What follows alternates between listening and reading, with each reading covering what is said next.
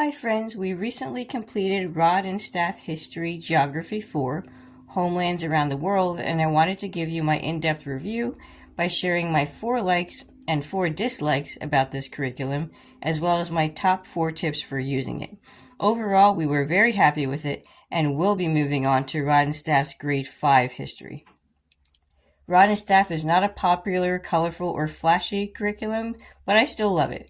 For one thing, it's Bible-based. I believe any subject that affects our children's worldview, history being a primary one, should be Bible-based. Also, Rod and Staff has a clear, comprehensive scope and sequence for all grade levels, which I can show you. This is also available on their website. This is the History Geography section. You can see they have all the grade levels listed here, and they all cover geography, map skills, history, and sociology. I encourage you to take a close look at the scope and sequence chart on the website, but just know it covers everything your child needs to know before graduating and doesn't waste time on fluff. If you use this program all the way through, your child will not have major gaps in their education. This program comes with a student reader, a teacher manual, a test packet not shown here because we used it, but I will show you what the test looked like, and an optional map answer key that I highly recommend because it will make map work immensely easier. Now on to my likes, dislikes, and tips. Like number 1 is this program has only 45 lessons. There are 45 lessons and 10 tests, so assuming you take a day to review before a test, there are still only 65 class sessions. This allows you to use this curriculum only 2 days a week without having to adapt it, and we were even able to do history and science on alternate days and finish in April. I believe the best curriculum is often the one that's most sustainable for your family, the one you can actually get done. And this curriculum definitely gets done and can fit into even the busiest schedule. You see here in a table of contents, there are a total of 5 units, and they each go through different parts of the world, and they separate them by the land type, the tropical, temperate, cold, high, and dry lands, and then they end with North America, and there's only a total of 45 lessons, and this doesn't include the tests and the chapter reviews. Like number 2 is it's self-contained and open and go. There is no need to buy any additional books or supplies, no library trips, or gathering so-called common household items that are not common at all. It's grab and go, open and go, without any extra fluff. This is all you need. Like number 3 is we were able to use it mostly orally. We usually did this subject on the couch. Daily lessons were done through discussion using the questions at the end of each chapter. So this was the student reader book. My daughter would have her book. There are some answers here that could just be done orally. Section A, Section B. Mostly simple questions, and then there's some optional questions for further study, and then there's instructions for map exercises. That's all we would do at the end of the chapter. I'd simply follow along in my teacher book that had the answers in, and we would discuss.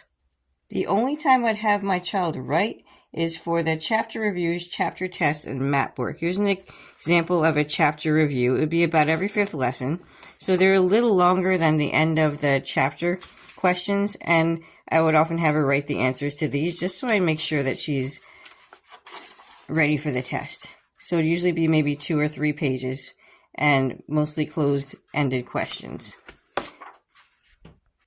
This is what the teacher guide would look like. So there's a smaller version of what the student has, and there's always a lesson aim and the main points that you want to make sure that your child knows. And then when we get to the end of the chapter, all of the answers to all of the questions are right there, including the further study questions. And then the map exercises, the answers will be in the map answer key that I'll show you soon. Finally, like number 4 is it's written in an engaging, interesting way. It teaches world geography in a story-like fashion, following a family as they travel around the world. Instead of reading dry facts, children are able to engage in a story and learn through the dialogue of the characters in the book, which is a unique way of teaching and much more appealing than a typical textbook. You can see here all the dialogue. This is all dialogue. All quotes here. This is just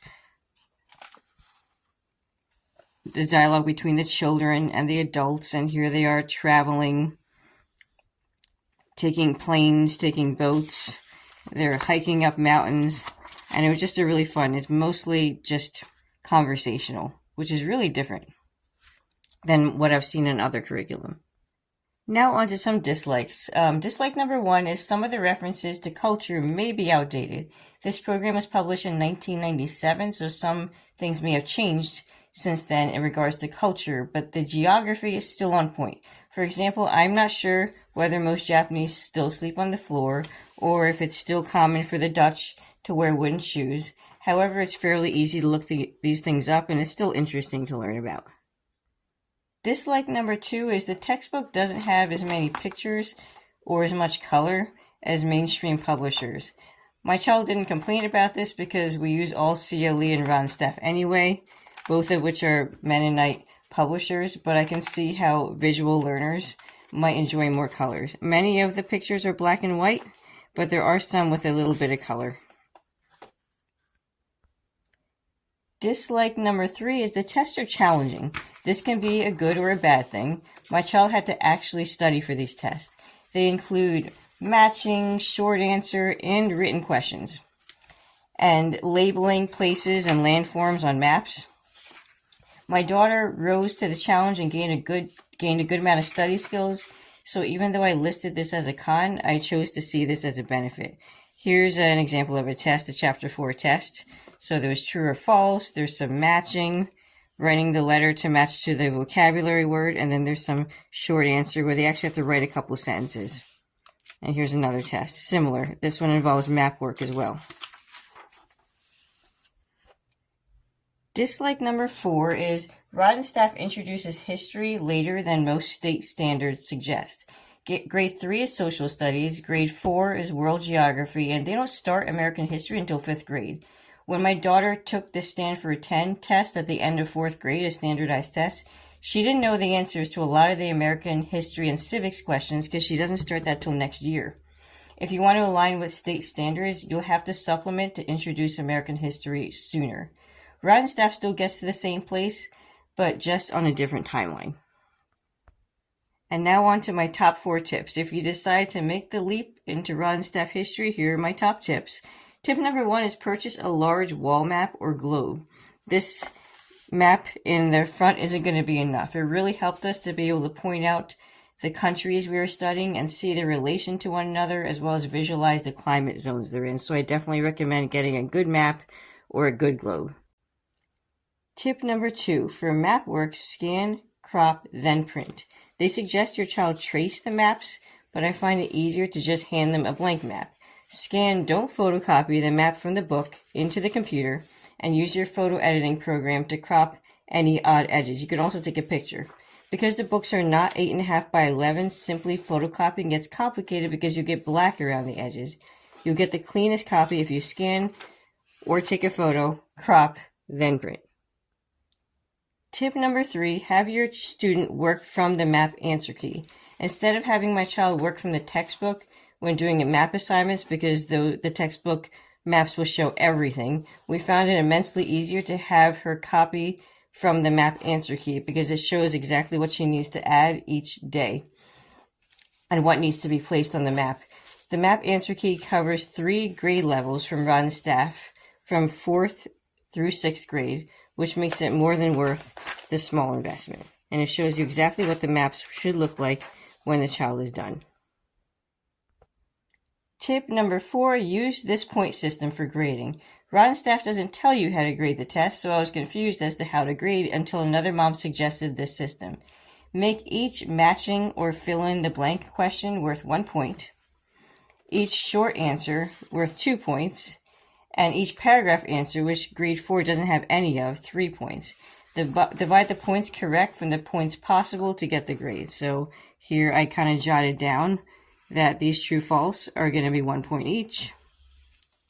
These writing north south or both are going to be 1 point each. These writing the letters here, 1 point each, as well as the map work here. And then the short answers are 2 points each, and then There are 33 possible points. Points correct over the possible points equals the percentage score. You can purchase this curriculum from Milestone Books online or directly from Rod and Staff. Purchasing directly is a little less expensive.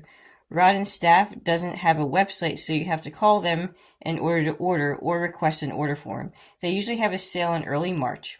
Milestone Books is also a great way to purchase Rod and Staff curriculum, and they have a generous online supply of samples. I'll link their website as well as Rod and Staff's phone number in the description. I hope this has been informative for you. Have a blessed day.